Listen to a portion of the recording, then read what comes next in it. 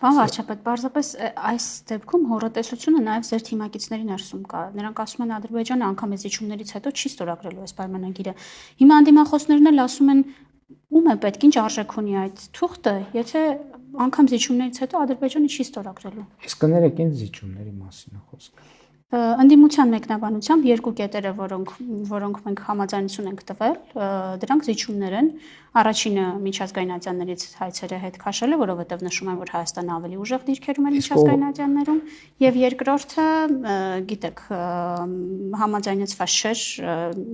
երրորդ ուժեր չտեղակայել է սահմանին, հիմա սա համաձայնեցված է եւ նշում են Ադրբեջանը այսպես թե այնպես երրորդ ուժեր չէր տեղակայում, իսկ ահա մենք Եվրամիության դիտորդներ ունենք ու այստեղ հարց է առաջանում, բա սահմանային խորքը ո՞րն է, Եվրամիության դիտորդները կարող են կրկին Հայաստանում գործել չլինելով սահմանային դիտարկում իրականացնող ուժ, թե պետք է հեռանան Հայաստանից։ Նախ արձանագրենք հետևյալը, որ խաղաղության համաձայնագրի համաձայնեցված տեքստում ոչ մի միակողմանի պարտավորություն, ընդ որում ոչ Ադրբեջանի, ոչ մեզ համար չկա։ Երկրորդը տպավորությունը, թե Հայաստանի սահմանի երկայնքով Ադրբեջանի կողմից երրորդ ուժեր չեն եղել, համեն դեպս մենք ժամանակ առ ժամանակ տեսել ենք եւ դիտարկել ենք երրորդ ուժի ներկայացուցիչներ, դրոշներ եւ այլն եւ այդպես շարունակ։ Երրորդը Եվրամիության դիտորդական առաքելությանը Հայաստան հրավիրել է մեր կառավարությունը, ես եմ հրավիրել եւ ես շնորհակալ եմ նրանց մեր այդ հրավերին արձագանքելու համար, բայց մյուս կողմից պետք է մենք նպատակից գանք։ Ինչ նպատակով ենք մենք Եվրամիության դիտորդներին հրավիրել Հայաստան, տեղակայվելու եւ աշխատելու Հայաստան-Ադրբեջան սահմանի երկայնքով։ Կայունության եւ ինչ որ առումով խաղաղության միջոց եւ գործոն որպես։ Եվ հիմա ես ուզում եմ ուշադրությունը մեր հրավիրեմ, որ երրորդ կողմերի ներկայացուցիչների ներկայության մասին դրույթը ուժի մեջ է մտնելու խաղաղության համաձայնագրի ստորագրումից եւ վավերացումից հետո։ Այսինքն միջև այդ կետը ամենայն դեպս այս հարթության մեջ որևէ խոչընդոտ չկա, որ Եվրամիության դիտորդները աշխատեն։ Իսկ դրանից հետո հիմա կանդրադառնամ։ Եվ նաև եկեք չմոռանանք ինչ նպատակով ենք մենք Եվրամիության դիտորդներին հրավիրել, որպես խաղաղության եւ կայունության գործոն։ Եթե մենք այդ համաձայնագրի ստորագրման արդյունքում ստանում ենք մեր սահմաններին խաղաղության եւ կայունության ավելի ուժեղ գործոն, ավելի հուսալի գործոն, շատ անտրամաբանական կլիներ,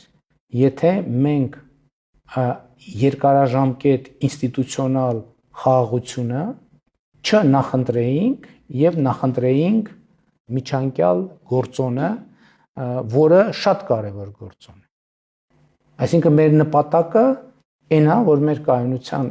սահմանի երկայնքով ունենանք խաղաղություն եւ կայունություն եւ երբ որ ստորագրվի